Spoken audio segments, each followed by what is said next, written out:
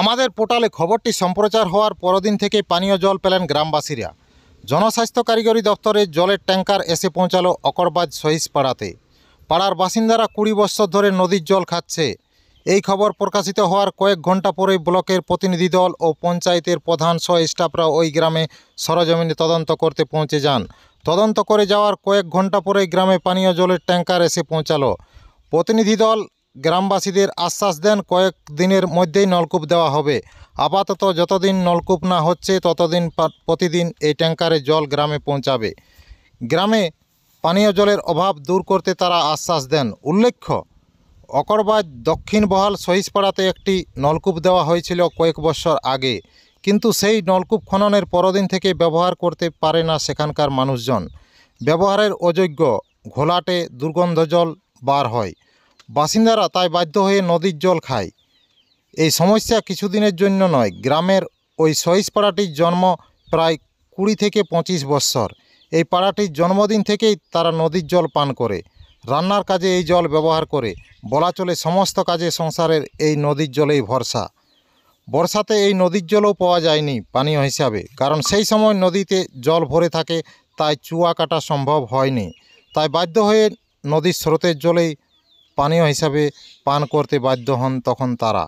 নতুবা সেই সময় কোনো ডোবা পুকুরের জল পান করে তাদের জীবনযাপন করতে হয়। নদীতে এক জায়গায় জল জমাট হওয়ার কারণে আস্তে আস্তে তা খারাপ হয়ে যায়, পানীয় হিসাবে ব্যবহার করতে পারে না মানুষ। তাই সেই বদ্ধ জল পাম্প লাগিয়ে বাইরে বের করে দেওয়া হয়। এইভাবেই তাদের জীবনযাপন 20 থেকে 25 বছর চলছে।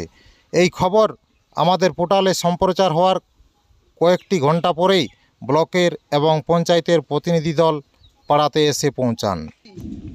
সেটা আপনি এসে যাই হোক একটু মানে আপনার সঙ্গে আলোচনা করে আমাদের এখন খুবই আনন্দ হয়েছে। এমন আনন্দ হয়েছে যে আপনি এই সবগুলা করার পরেই, এই চ্যানেলে নেওয়ার পরেই আমাদের আজকে ভিডিও অফিস থেকে এসেছিল সব কিছু প্রতিনিধি সবাই, ব্লক থেকেও এবং আমাদের পঞ্চায়েত থেকেও, মানে যাগুলা স্টাফগুলো সবাই এসেছিল। এসে পরে সব কিছু আমাদের তদন্ত করে গেল, দেখাশোনা সব কিছু করে গেল। তাই আমরা একটা আশাও দিল যে আজের থেকে জল ট্যাঙ্কি আসবে, আর যতদিন না আমরা এখানে একটা জলের মানে ব্যবস্থা করতে পারছি ততদিন তোমরাকে জল ট্যাঙ্কি দেওয়া হবে, ঠিক আছে? তারপর আমরা যত জলদি পারবো, যত শীঘ্রই জলদি পারবো আমরা জলের ব্যবস্থা করে দেব। আজ এসেছিল সবাই, আচ্ছা, বুঝতে পারলেন? আর এটা কিন্তু আপনার জন্যই হয়েছে। মোটামুটি দুপুর 2টার দিকে এসেছিল আর কি। সাকসেসফুল হতে পারিছি আপনার জন্যেই। আর বিশেষ করে আরেকটা জিনিস, যে আমরা দীর্ঘদিন আজ 20-25 বছর তোমার নদীর জলেই খাচ্ছি, ঠিক আছে? আর ওই যে নলকূপগুলো দিয়েছে নলকূপ নাই বলা যাবে। আপনাদের গ্রামে তো একটা নলকূপ আছে, আপনারা বলছেন ঘোলা জল। না দিয়েছে, আমি তো ওটা অস্বীকার করছি না, দিয়েছে পঞ্চায়েত। আমাদেরকে যথেষ্ট সুযোগ দিয়েছে বা সুবিধা দিয়েছে, কিন্তু একটা জিনিস কি হয়েছে যে দেখো জলটা আমরা খেতে পাচ্ছি না, ঠিক আছে?